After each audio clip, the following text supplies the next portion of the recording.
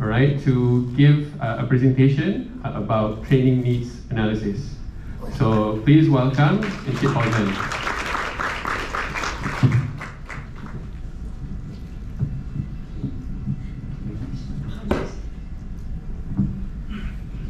Okay, Assalamualaikum warahmatullahi wabarakatuh. Very good morning to everyone. Semua sihat? Sihat? So far so good? Yeah. Alright, my topic for today will be related to training needs analysis. How many of you guys here are currently conducting TNA? Currently conducting? Want to conduct TNA but not sure how to? Okay. Don't care about TNA. Okay. I understand that most of the time when we speak about TNA, dia macam leceh lah, susah lah, and it's not really something that's compulsory for every organisation, unless you have or you are going for ISO.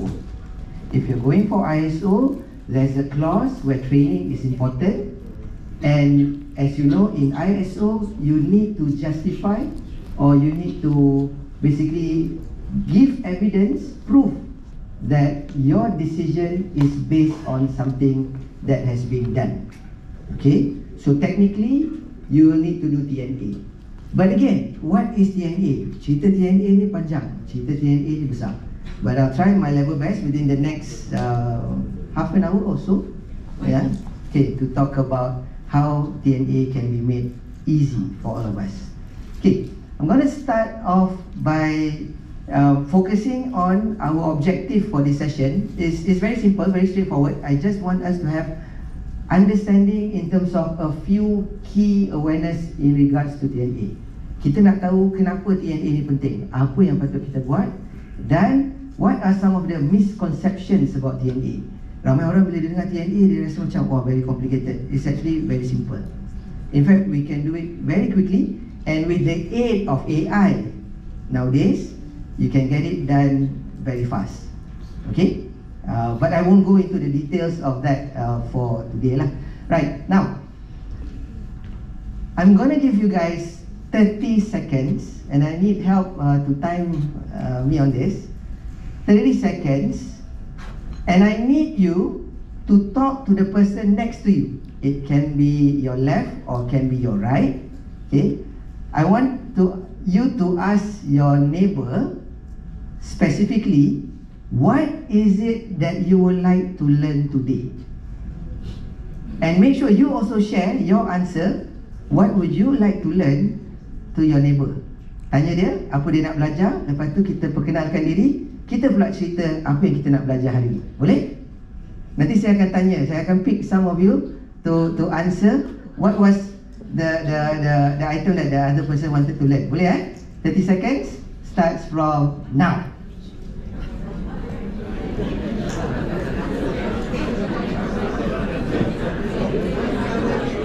Make sure both of you get to speak something.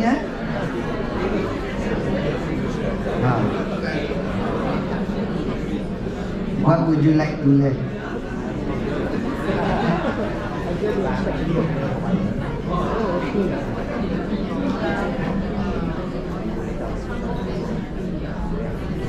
Okay, that's it. 30 seconds done. Habis. Bila minta bercakap, tak boleh nak berhenti. Alright. I'm gonna ask one of you to actually share orang sebelah nak belajar apa. Okay, can I get you, ma'am? Perkenalkan diri. Hi, Assalamualaikum. My name is Farhana. Farhana from Janash team, Sembilan Berhad. My neighbor, new friend here, Haliza, would like to learn the most effective way to train because she's in the IT field. So she wants, and they don't have a lot of time to go for training. So she wants to learn the most effective way to upskill her employees because IT is continuously, evolving. Yeah, so she wants to learn the fastest way to train them. Yeah. Kita beri tepukan. Dan kita ada a small token of appreciation kerana mendengar bagi pihak kawan sebelah. Good job. Okay, I'm going to go to this side of the room. I'm going to go to, yes. Who did you speak to and what did the person wanted to learn? Hi, I'm Nurul. I'm talking to Kellen here next to me. She wanted to basically improve her overall knowledge on this training analysis. Alright, thank you. Let's give a round of applause and then the token of appreciation for you. Thank you for being a good listener. Okay, what did we just do just now? Kita buat apa dengan 30 seconds tadi? Kita cakap-cakap, kita perkenalkan diri, and then you ask the questions, right? You ask the question about what does the person wants to learn. Dia nak belajar apa? Sebenarnya, what you just did within that 30 seconds is actually learning needs identification. It's that simple. It's that easy. You just go to a person, tanya, tahun depan you nak belajar apa? For your training plan next year, what subject, what topic would you like to learn? It is that simple. However, it becomes complicated when you have more than one person to talk to lah. Kan? If you have volume. Let's say for example, how many of you guys here, your whole team member is less than 50 people? Okay, if less than 50, not bad. Doable, provided that everybody is in the same building. If you have 3 people in Sabah, 2 people in Johor, it's going to be a bit complicated, but at least you can still do that by means of technology. One phone call, just tanya dia, okay, Team Sabah nak belajar apa? Team JB nak belajar apa? That's the most basic way of doing, simple way of doing TNA, which is you do learning needs identification. How many of you here, your team is between 51 to 100? Okay, between 51 to 100, you will need to be a bit more strategic in your approach. Now, the more people you have, the more it becomes complicated. One more question, How many of you guys here, your team member, actually multitask a lot? Tengok ramai yang ini yang buat TNA jadi susah. Sebab hari ni arahan lain, besok dah ada projek lain kena buat, and training becomes a bit difficult. Okay guys, not just because I sell training program, but honestly, I started off as an employee. I used to work in section 27 Shah Alam. I won't mention the name of the organisation, but I started off there. One of the things that I was very I knew I was very hungry for is actually to learn, because regardless of where you get your diploma, degree, you enter workforce as an employee, you don't know how to do your job, but you are very thankful that the employer took you in. Kan? Sebab they see something in you, they took you in, they want, but you actually don't know how to do your job. So what you are hungry for is for somebody to guide you and help you to do your job better. But most of the time, people are busy, and they suruh you learn along the way. But what we need to do in terms of TNA is actually to be a bit more specific. You just start off somewhere, and that is what I want to share with you guys today. Now, when we say learning, what is your definition of learning? Oh, kena belajar, you have to learn, you have to learn. Learn tu apa dia? How do you define learning? Get information, create, equip yourself with knowledge. Very good. Lagi belakang sana, yang tadi angkat tangan multitasking banyak tu. Acquire the knowledge, yes. Apply the knowledge, very good. Now, by definition, learning is acquiring not just knowledge, skills, and also abilities. Now, acquire knowledge, you can acquire knowledge very quickly.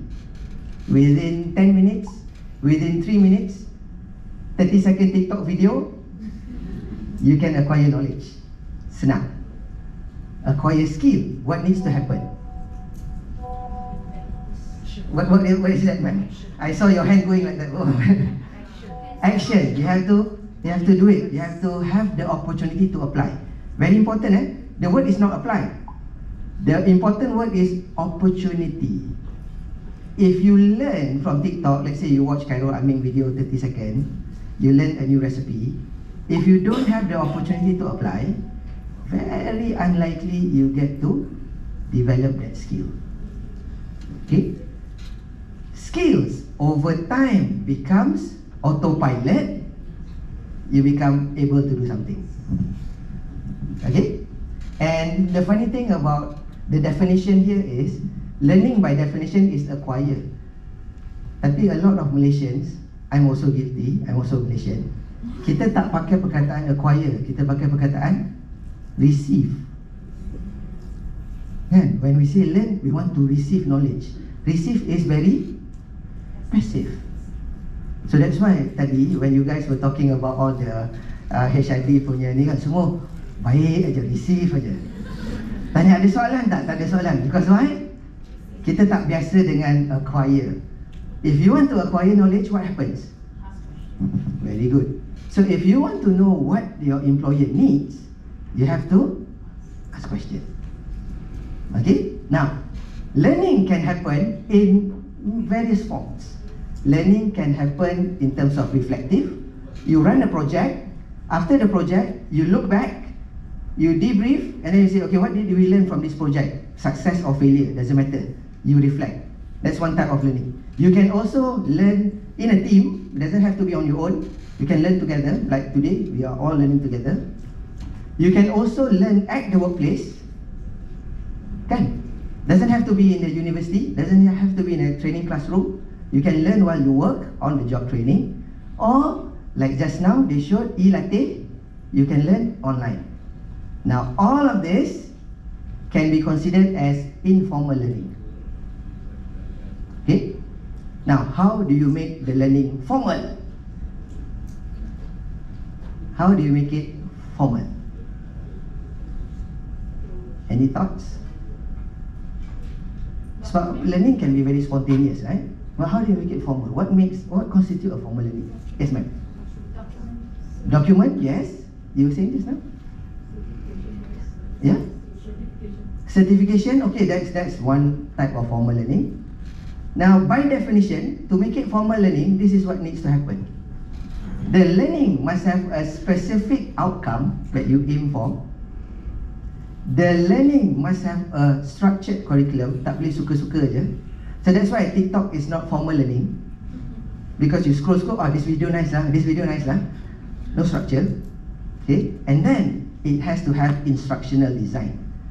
Now, what is instructional design? We don't use this word a lot because it sounds very military. Instruction. It sounds very procedure. Instructional design basically is how you plan for a training. For example, when you mention certificate program, why certificate is valuable? Because there is all of this element. There's the element of outcome, well-defined outcome. You have the syllabus. You know what you're going to learn. And then there's assessment along the way to test that you really capture all the learning and you can apply. Hence, it becomes formal learning. Now, what's the advantage of formal learning? If we use formal learning for this purpose, to increase the threshold, our capability of an individual or a team or for the company, if we do all of this, it is called development. I think you know where I'm going with this. So just now was learning, now is development. So basically what we're talking about is learning and development. We tend to use the word training a lot, but what is training? Training is actually learning and development. But what do you need to have in order for you to have learning and development? Kena ada apa? Apa dia? Fun HID? Betul. Fun HID kena ada. Kalau tak ada, tak boleh buat training. Very important, you need to have time. Now, kalau everyday firefighting, everyday multitask, everyday, not much time. So, we need to be strategic. So, how does it happen? Okay, see, learning ni, dia boleh jadi very spontaneous. It can happen randomly. Contoh, you dapat satu project, you run the project, you learn. So kalau orang lain tak run the project, they don't get to learn. Macam tadi, we have one intern coming here and being forced to become the MC 7 times. So, tapi ada tak intern lain yang mungkin tak dapat opportunity untuk jadi MC? Possible, right? So it can be very sporadic. Development also can be very random. Dalam ramai-ramai, tiba-tiba satu orang yang develop, orang lain tak develop. Possible? You recruit 10, out of the 10, maybe 1 or 2 that you feel like, oh, becomes a star performer. Possible, eh? So, how do we go? How do we go about this? Very important. Number 1, we make the learning into an event. Macam hari ni lah. So, training basically is a learning event where you gather everybody, specific time, place, specific content, specific syllabus, who will come, who will teach and all that. And that becomes a learning event. The hope is you bring the guy in the event, and during this event, dia grow, develop back at the workplace. You get what I mean? So the idea basically is we conduct training as a strategy to ensure that training happens. So it's not just doing training for the sake of habiskan budget, not just doing training because our fund, you get an email kata if you don't use your fund, nanti your fund kena, and not about that, but you're using it as a strategic development process. So how do you do that? You make it into a formal learning, you plan for it, you gather a few people, and then you run the training session. Now when you run the training session, make sure you communicate well with the training provider to give you what you need, which goes to the next point that we need to be aware of. Why do you want to train people? For what purpose? Kenapa nak train? Tak train tak boleh ke? Comply SOP, lagi? Upskilling. Basically kan, there's only 4 reasons why we want to have training. Number 1 is, orang tak perform, kita nak bagi dia perform. So things like onboarding is actually a training. People who don't know the job, got transferred, have to do the job, so you need to train them. Category number 1, you want people to perform better. Or you want them to improve. Dia dah perform the job okay, but you want to make it faster, you want to make it better, more effective, increase the volume. Or there are certain things you train because you want them to maintain, because dia dah boleh perform and dia dah improve, and you want them to maintain a certain level. This is why sometimes you have CPD points. You want them to maintain. Like certain certificates, you need to maintain certain number of hours because you don't want the performance to drop, which is the last segment or last category. You do something to prevent. For example, safety related topic is here. You train people on safety because you don't want. Exactly. Dekat belakang ada kawan-kawan kita dekat belakang dia memang expert in safety. You can talk to them after this. Okay. So you have to decide what training is your priority. Is it to get people to perform, improve, maintain, or prevent? Okay. Then key awareness number 2. Training needs and learning needs look similar, but they are not the same. Tadi kita tanya kan, what would you like to learn, right? So dia pun jawab, apa yang dia nak belajar tu, is it training needs atau training wants? So bila you buat appraisal, towards the end you ask your employee, okay, what training does this guy needs to attend? When I was working, my boss very nice guy, so he turned the paper around and push it back to me. Nah, dia cakap, isilah tahun depan nak pergi training apa. So when the performance appraisal paper dia turn around and push to me, it's no longer training needs, it's training wants. So I nak apa? I mula fikirlah, oh, training tahun depan I nak apa?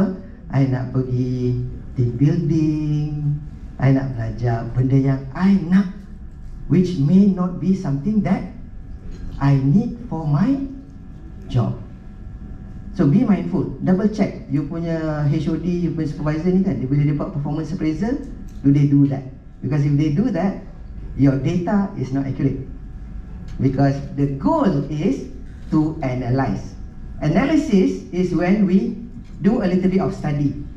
The easiest word that I can give you when you analyze is comparison. You want to compare ideal situation, ideal performance versus current performance dia dekat mana. For example, this person needs to produce 3 reports a month. Dia selalu lambat. So ideally 3 reports a month, every week, 1 minggu 1 report. But dia tak boleh meet that expectation. So you want to train them so that they meet the expectation. Where do they lack? That is what you do. You study, you do a needs analysis. Tapi kalau identification, macam tadi kita tanya, identification is basically answering the question, ada keperluan training tak? Training apa yang kita nak pilih? Basically that's it. Training identification is that. But what I want you guys to have the awareness is, let's shift from just identification going towards analysis. Maybe not everyone kena pergi training, so you select a few saja. Make sense? Okay, alright. So moving along, very important for us to know, your scope determines your success. Kalau you punya scope besar, your punya success rate akan drop. Because while training ni, there's a lot of things that you can actually look at your TNA. It's actually an opportunity for you to do a gap analysis. Gap dia dekat mana? Jurang dia dekat mana? Jurang dia boleh jadi dekat the whole organisation itself. Nah, contoh, the whole organisation, we want to be number 1 in Selangor, but right now we are number 3. So as an organisation, we have a gap. So what can we do to bridge that gap? Doesn't have to be training. Could be hire more salesperson. You never know. But you could also take a look at the salesperson. What skills are they lacking, for example? Training analysis can also identify the gap in terms of task and role. Okay, this one's very sensitive question. You have the choice to raise your hand or not. Siapa sini ada job description yang updated? Siapa yang dah sepanjang kerja tak pernah tengok job description? Siapa yang tengok job description masa interview, lepas tu dia tak nampak dah? So there may be a need for you to do a little bit of job task analysis. That is also part of TNA. TNA can be also about the people. Character profiling, personality profiling can be used in this. Compliance. Custom has a new ruling, for example. So now you are in logistics, you want to comply with that new ruling. So you do a training needs analysis to identify dalam banyak-banyak yang custom suruh kita buat rumah baru ni, apa yang you tak tahu? Oh, you tak tahu pasal new regulation. So you train on that saja. You call somebody from custom, organize a half day, make it claimable, settle. Tak tahu macam mana nak make it claimable, talk to Marina, talk to the thief. Okay, you can also, like I mentioned just now, do on performance, or you could also choose to do a TNA specifically on technology adoption. Don't just because AI is a trend, everybody go for AI training. Marah trainer AI. But you have to decide, is it really necessary? It may or may not be a need. It could just be FOMO, fear of missing out. Everybody pergi training AI, I pun nak pergilah. Think about it. So your TNA could either be reactive or could either be proactive. I just want you to have this realization. Okay? And there is no right or wrong. Tak kisah you nak buat TNA reactive pun boleh, or you want to do TNA proactive for next year or the next 3 years, you can refer to INSEF and whatnot. That is proactive. But reactive is, hari ni tiba-tiba balik nanti you dapat complain, how do you avoid that complaint from happening again? That is reactive. TNA could be task, could be people, could be performance. Make sense? Boleh? Sabar break tengah nak serve kat luar. Sabar sikit lagi. How many more minutes I have? Okay, so there's no one single, the sad thing about TNA is there's no one single format. So I cannot give you a template for you to do TNA, because if I give you a template, it's my way of doing it may not fit your way of doing it. So what I did was, on the table in front of you, you will notice there's one small booklet, TNA Practical Guide though. Although that booklet is specifically for trainers and training providers, tak apalah, you can also use it. Nanti you ada masa, you read through. If you need clarification, later you can talk to me. My team is at the back, so AIM dekat corner belah sana. You can talk to us. We can possibly help you out to identify what you need to do. Dekat belakang ada QR code. You can scan and connect to me on LinkedIn. How many more minutes do I have? 15. Oh, banyak masa lagi. Okay, so moving forward, awareness number 3. In that booklet, I'm not talking about specific title of training. I'm actually focusing on competency. Why? Because competency is the lowest common denominator. It's the easiest way for you to do TNA. Macam tadi kan, yang multitask ramai-ramai kan. So if you're going to do TNA on each individual, it's going to be very tricky because everybody does everything. So what you need to do is lowest common denominator. When you do this task, apa kompetensi yang required? Then you look at this task, apa kompetensi required? Then you look at this person, what are the competencies required? Then you can identify what is the similar word across the board. That is competency. Now to give you a little bit better picture of what competency is, we have a competency model. Competency basically consists of knowledge.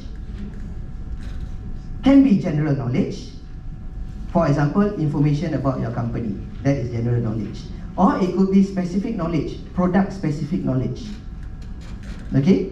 So general knowledge, corporate values, your company philosophy and all that, that is general. Specific would be because of the work itself, the SOP and so on and so forth. So that is one component of competency. The other component of competency is the skill element. Skill can be technical skill. This one I think all of you understand. Specifically for that role, specifically for that job, what are the required skills you identify. Skills can also be enabling skills. Enabling skills ni macam mana? Contoh, if you're an accountant, your technical skills would be, kalau you're accountant, you punya technical skills, all the things related to the numbers lah. Enabling competency, communication lah. If you're in a leadership role, leadership, time management, attention management. Nowadays we don't talk about time management, we focus on attention management because attention is being grabbed all over the place kan. Nak tengok WhatsApp, tiba-tiba nampak notification dah mula buka benda lain pula. So that is attention management. So that enabling competency could be similar even though the technical aspect of the job is different. You get what I mean? So yang nak senang train, enabling skills for example. And the last element is we are looking at behavior. When we talk about behavior, focus on observable behavior. Okay, I'll give you one example. Indulge me with this exercise. Close your eyes, close your eyes. Tutup mata, tutup mata. Tutup mata. Okay, jangan terlelap. Okay. Integrity. Integrity. Okay, buka mata. When you hear the word integrity, what picture comes to your mind? Gambar apa yang keluar? Tutup mata dia, kata integrity. Kita bayang apa? Polis, SPRM, lagi? You nampak gambar orang kena gari, nampak gambar judge. I don't want to mention any political name, then I get into trouble, you know. So the thing is, everybody has different picture, betul tak? So integrity becomes difficult to train on because everybody has different picture of the word. Now, kalau the word is very clear, specific, for example, a person who is integrity refuse to take gift. Refuse to take gift is a behavior you can train.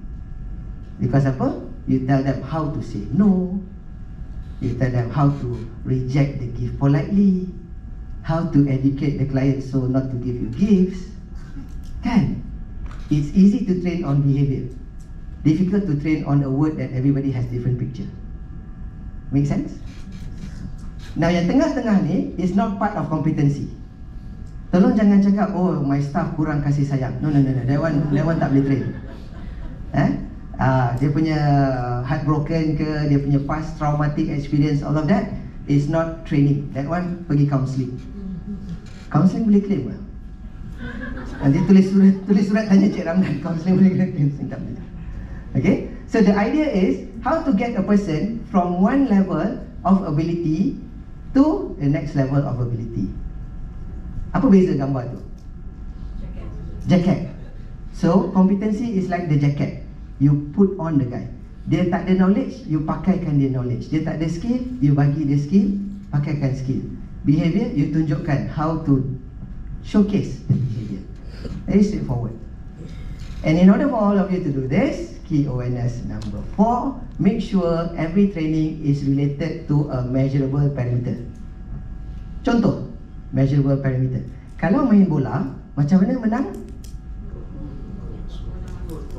Goal. Goal boleh menang. Tapi kalau you score 3, adakah you akan menang? Score more goals. Thank you very much. You need to score more goals than the opponent. So now, soalan. Kalau you main bola and your position is the goalkeeper, does scoring goals become your KPI? That's what I want you to realize, because different department have different parameters. Kalau organizational win may not be similar as your department punya win. In your department punya win, each individual may have different types of win. Faham eh? How many minutes more do I have? 9. Thank you very much. Mantap. Okay, dah nak ujung dah. Very good. So, performance parameters biasanya macam mana? You tag your training initiative to either output. So increase output, bagus. Tak increase output, tak bagus. Quality improve, lesser rejects, lesser complaints. Cost improve, or time. This is easy. This one yang susah. You tie your training program to either customer service, work climate, or work habits. Okay, work climate is how the environment of work. You know nowadays, the younger generation always say toxic environment. That one is here. Toxic people is here. Bad habits is here. Not so nice environment is here. So when you do your training initiative or you do your training plan, if the training can be tied up to hard data like output, quality, cost, time, senang. Boss mesti approve, boss mesti kata bagus. Easy to calculate ROI. But most of our training is not really that side. It's more on this side, what we call soft data. So in order for you to be successful at doing TNA, make sure you tag the initiative to the right category. So 1 year later, if I were to see you next year, and then we will reflect back on your TNA and the training that you've run, you will be able to say, this training has achieved this success. Because, for example, you run a communication skill training. That communication skill, you akan tag dekat mana? Improvement dekat mana boleh nampak? Customer service, obvious. Lagi? Work climate. Habits maybe not so. Maybe ada satu elemen dekat sini.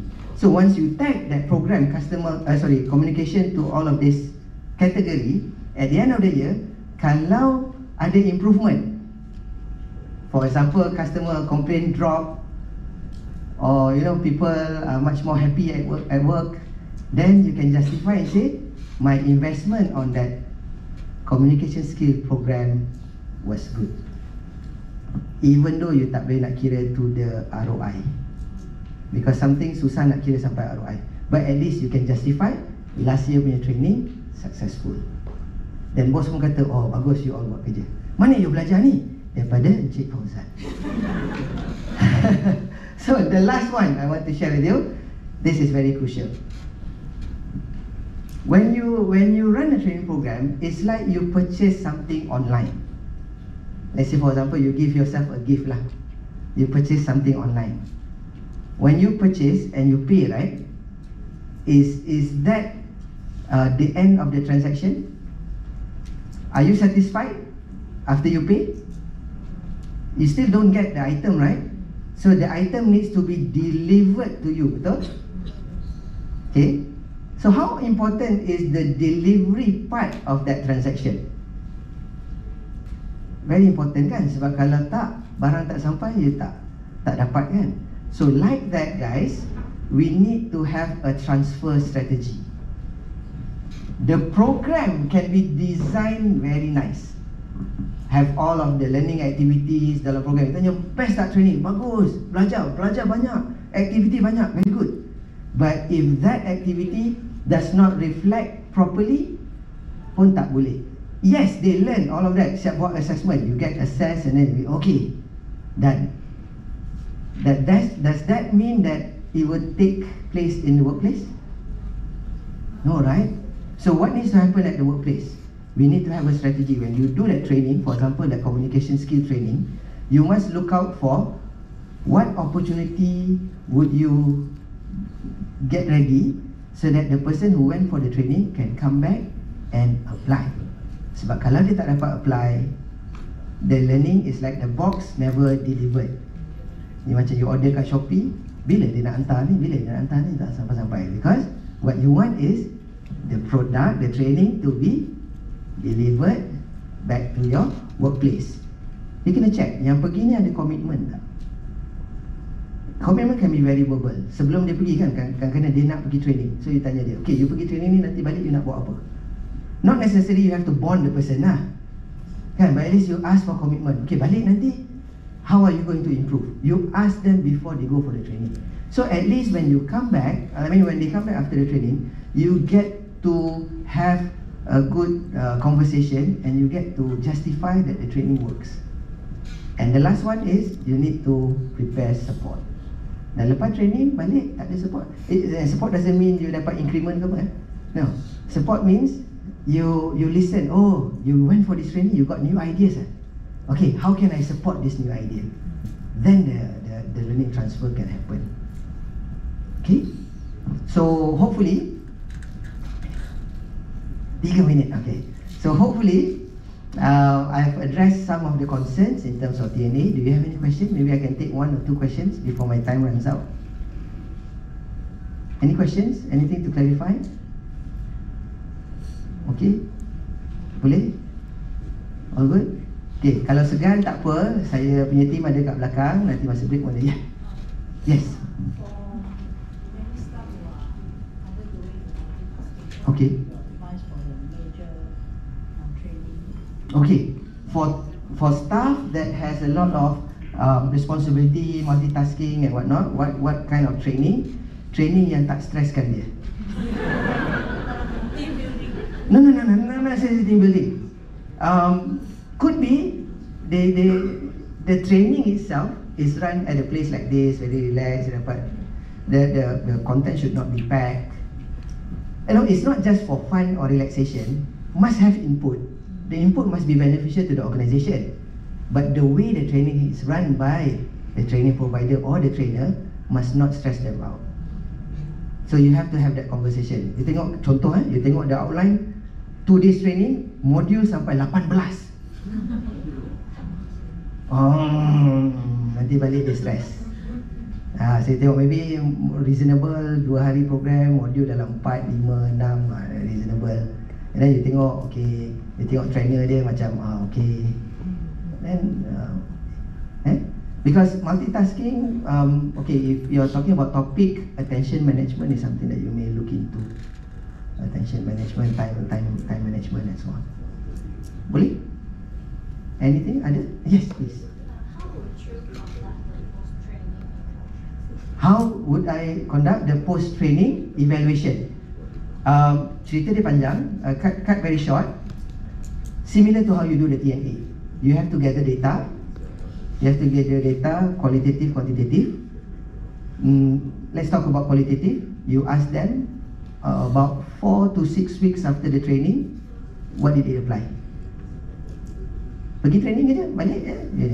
Alternatively, you can also develop yourself to be good in learning transfer strategies, and then you can do some other initiative. Panjang sikit cerita dia, but one of the things is you have to have that conversation after the training. Okay. Alright, I think my time is almost up. So to wrap things up, I think we have achieved this objective for the past few minutes that I'm here. Let's have a quick chat. Please connect with me on LinkedIn. You can scan behind the booklet. If you need to talk about competency gap analysis, TNA, and training impact, you can approach my team at the back. We have a program that's going to run next month, I think. I'm not sure. I'll be here up until lunch, sebab rugilah kalau tak makan lunch. Okay, and with that, thank you very much. I'll see you guys around. Assalamualaikum warahmatullahi wabarakatuh.